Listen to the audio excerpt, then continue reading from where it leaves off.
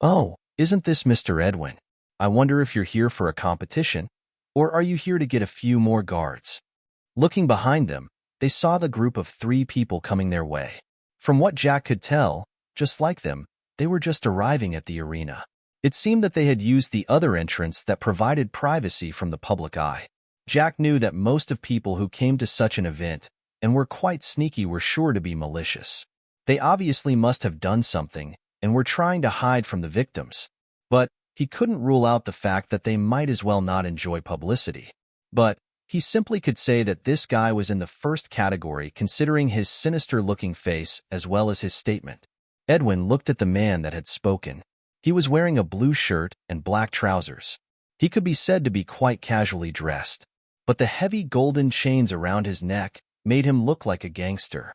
"Austin, what does that have to do with you?" Edwin asked as discontentment could get detected from his voice. Just from this interaction, it was obvious that the two of them were not in good terms. And since this had nothing to do with him, Jack didn't plan to interfere. As long as these guys didn't look for trouble with him, he wouldn't even try provoking them. He would simply ignore their presence, that's all. But it seemed that he wasn't going to be let out of this, even if he didn't want to get himself involved. Ha ha ha, of course it has something to do with me. After all, we're both here for the same purpose.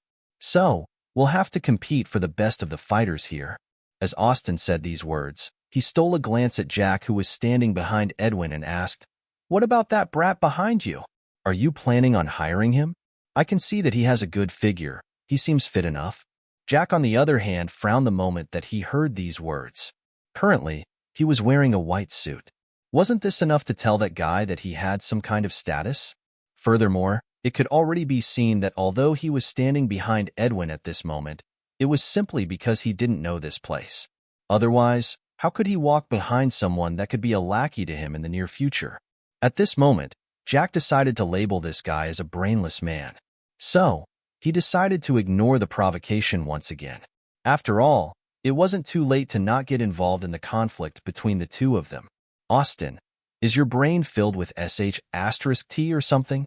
How dare you speak about Mr. Jack in that manner?" Since Edwin was the one that had brought Jack here, he had to be responsible for him. Furthermore, Jack's ability to pay $4 billion without bargaining was enough to say that Jack wasn't someone that just anybody could offend. Even he would rather have Jack as a friend rather than have him as an enemy. Now that there was someone that was trying to go against Jack, how could he stand idle? Furthermore, this was a good chance to make a good impression on Jack. In this way, they could have a mutual cooperation in the future. "Mr. Jack? Edwin, have your standards been lowered to the extent that you'll call a small brat with such respect?" Austin sneered as he gazed at Jack. Jack's face darkened at this moment. He thought, "What the heck is wrong with you? I don't know you, and you don't know me. Why the hell are you targeting me every now and then? Austin, you better not get ahead of yourself if you want to survive in this city. You better know who you're talking to before you start spouting nonsense." Immediately after that, Edwin turned around and said to Jack, "Mr. Jack, let's get going lest this guy ruins our mood and delays you from getting registered." Jack nodded, and the duo completely ignored Austin and the gang as they headed into a room. But they hadn't gone far when Austin's loud laughter and sarcastic question made them stop. "Ha ha ha, so, that's the champion that you've brought to fight for you? Your standards surely have depreciated a lot during this past month." Austin stepped forward as he said these words. Jack couldn't help it anymore. This guy was targeting him again and again. He had tried ignoring him, but it seemed that this fly won't just fly away after he had waved his hand a few times. It seemed that it was time to initiate the Fly Swatting Plan, FSP. After all, if this fly wasn't punished, it surely won't learn a lesson. And what was a good way of punishing this kind of fly? It was in a way that not only would the fly suffer, but the fly's demise would have to benefit him. So, before Edwin could speak up, he took a step forward as he looked at Austin. His aura was revealed at this moment. Alongside the indifferent expression on his face, it gave Austin a scare. But Austin composed himself not long after. At that time when Jack was standing behind Edwin, he hadn't noticed Jack's demeanor. But now that Jack had gone forward, he could definitely feel that Jack wasn't an ordinary youth. "Do you want to bet with me?" Jack asked indifferently. Although Austin was surprised, after regaining his composure, he asked, "What's the bet about? You think that I can't perform well in the competition?" Jack deliberately lowered his standards to make sure that he wouldn't scare away the annoying fly. "Ha ha ha, if that's what you're talking about, then I have to say that is indeed what I was thinking." "No, not just thinking. Looking at your body size, you should be quite strong but not strong enough." Austin laughed as he said these words. "Still, wanna bet?" Jack couldn't be bothered and asked again. After thinking for a moment, Austin decided, "Okay then, what stake are you going to place? You can decide what you want from me if I lose the bet. On the other hand, I want you to give me 70% of your wealth." Jack said these words confidently. Although he could have asked for more than that, he didn't want to make this person think that he was eyeing him from the start, and it was his plan to catch him. Austin frowned the moment that he heard these words. From the way that Jack had accepted the stake, as well as the confidence and decisiveness that he spoke with, Austin hesitated. This was to add to the fact that Edwin respected Jack a lot. He thought things through and felt that, although Jack could be a good fighter, that didn't imply that he could win. Although he was like a gangster, his mind wasn't small as well. After all, if he was stupid, how could he be able to compete with Edwin? Jack had stated that the bet would be if he could perform well in this championship. So, if he really did well, he would win the bet even without having to win the championship.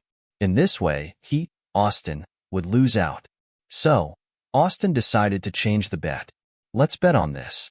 If you can win the championship, I will definitely give you 85% of all my accumulated wealth. On the other hand, you lose, and would in turn give me things worth my 85%. What do you think?" The moment that Jack heard these words, excitement boomed in his heart. But, on the surface, he didn't show any of it.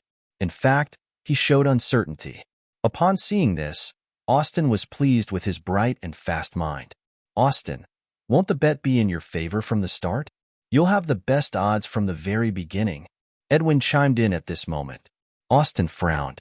He looked at Jack's hesitant expression and said through gritted teeth, "I'll make it 90%. I'll pay 90% of my wealth. On the other hand, you only have to pay 45% of my total wealth." Although he was quite sure that he would win this bet, there was no way that it was easy to gamble away the wealth that a person had accumulated over a long period of time. After all, accidents do happen.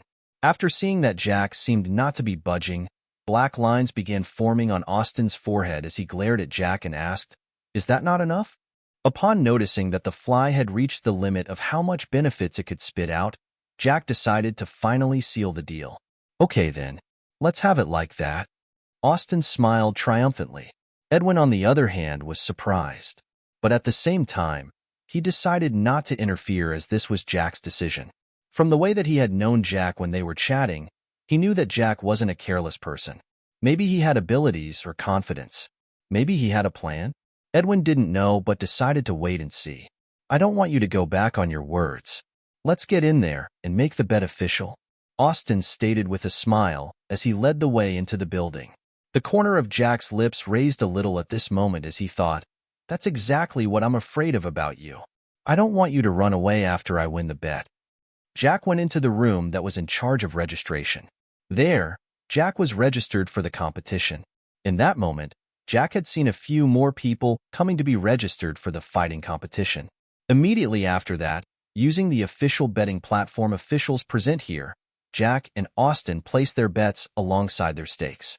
Jack realized that the big bosses that had already arrived at the scene were those that wanted to look for talents to recruit or to make a deal with the fighters before the fights began. In this way, if the fighter that they chose won, they would surely benefit a lot. At around 5:10 p.m., Jack went to the waiting room. There, he waited alongside the other fighters for the fighting competition to begin. There were a few that were warming up by throwing punches at the punching bag, or some were just punching the air. Jack was currently dressed in a pair Nike Miller t-shirt, Nike tight sports trousers, as well as white Nike sports shoes. On his face, there was a silver mask that covered the upper part of his face. That's what Jack had decided on. There were several times that the fights were recorded and posted on the internet platforms. So, as a future boss, there was no way that he was going to allow people seeing him fight in such a shabby place, right? There were several people that were eyeing Jack curiously. Although Jack wasn't the first person to wear a mask in the arena, there were only a few people that did that. Most of them had a background and had come here to experience the fights, but they didn't want their identity to be exposed. Hey there, you want to spar a little before the match starts? A man without a shirt, a muscled body with several hideous scars on it, spoke with a smile on his face. He was eyeing Jack with disdain in his eyes. Jack could already see it, as the other party didn't even try hiding it. Jack wondered what he had done wrong for people to just target him one after the other. He couldn't help but twist his head as he tried looking at his back for any target that had been placed there. Although he couldn't see his back well, but he was sure that there was nothing there. Then why is it that some people won't rest till they come to provoke me? Seeing that Jack had ignored him, the man couldn't help but frown. He stared at Jack coldly as he asked, "Hey, I'm talking to you. Do you want to spar with me or not?" This time, his voice was quite forceful. It was as if he was coercing Jack to have a spar with him. At this moment, even a fool could already tell that this guy had come here with an intention of doing something. Jack frowned as he looked at him. Then, he spoke coldly, "If you want to fight, then find me in the ring and stop being annoying here." The moment that scarred person heard this, he was immediately angered. After all, he wasn't a newbie here in the arena. Most of the people here always gave him face and respect or feared him. Now, someone said that he was annoying. Who's this guy? Who are you asking? Can't you see that he's wearing a mask? Anyway, he has guts to talk to the Scarred Tiger like that.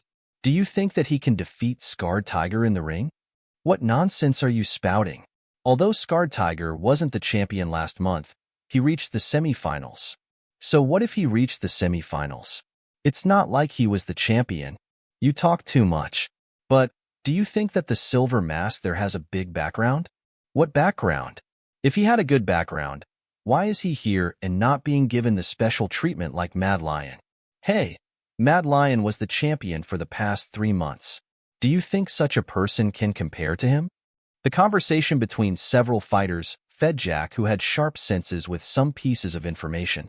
It turned out that the person in front of him was in the top 4 in the previous month's competition. So, that was why he was so arrogant. Jack finally understood. But that didn't matter to him, as even while he was seated in front of this so-called Scarred Tiger, there was no sign of danger at all. In other words, this person was far weaker than him in that, even if he sneaked an attack at Jack at this moment, Jack wouldn't be in any kind of danger that could threaten his life. So, he completely ignored the person that was still looking smug the moment that he heard the comments of praise from the other fighters. He looked at Jack, wanting to see his current expression. But the smug smile on his face disappeared the moment that he saw that Jack had completely ignored his presence. He couldn't help it but stretch his hand to grab at Jack's mask while saying, "I want to see what face you're hiding behind that mask. I want to see what face of yours that can be so arrogant in front of me." Pa. Just as the hand was about to grab the mask from Jack's face, Jack raised his left hand and slapped the hand away. Although he didn't use that much force, it had already made Scarred Tiger to stagger to the side. Nobody saw how it happened. They only heard the sound of something being slapped, but they didn't see the action. All they saw was Jack's body shaking a little before the sound, accompanied by Scarred Tiger staggering sideways.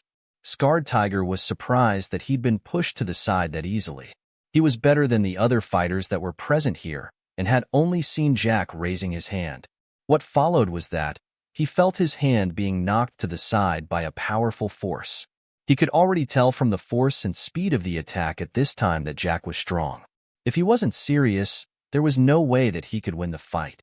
But fights were not allowed in the changing room. There were several cameras here that were monitoring them. If he dared to fight with Jack at this moment, he would be disqualified from participating in the competition and he would have to pay penalty fee. That was an amount that he couldn't afford. The only way that the fights were allowed here was in the form of sparring. In this, that meant that both sides had agreed to this. Furthermore, the sparring session wouldn't be intense. That was what he was aiming at. He could use the sparring session to injure Jack. In this way, he would fulfill the task that he'd been given. But upon experiencing Jack's strength firsthand, he decided to make sure that if he met with Jack in the ring, he would make sure to cripple him and kill him if possible. With Jack's current strength and instincts, how could he not detect the faint killing intent that was pointed at him? He frowned as his gaze turned cold.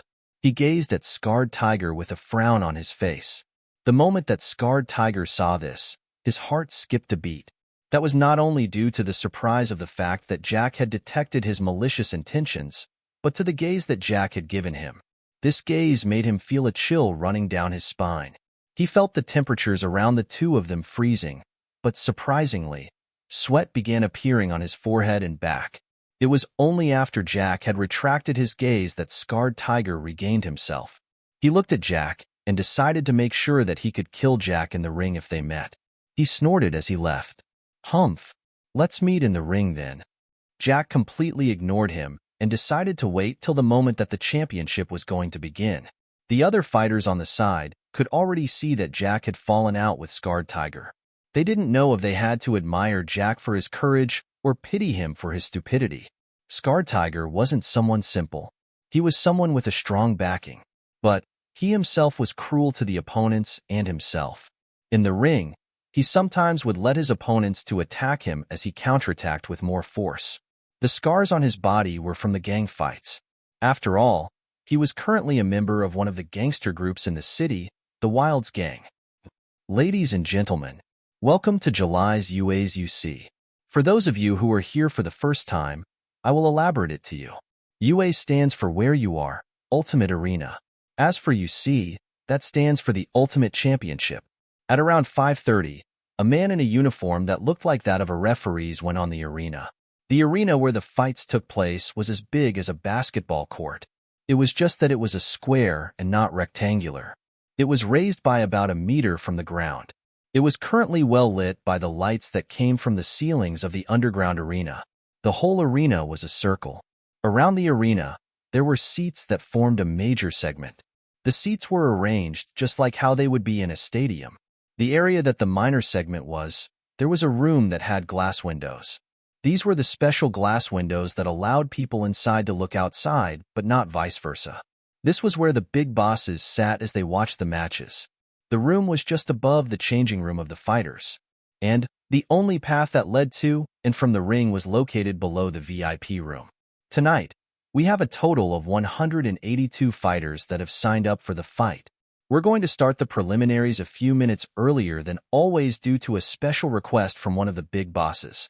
So, let the championship officially begin.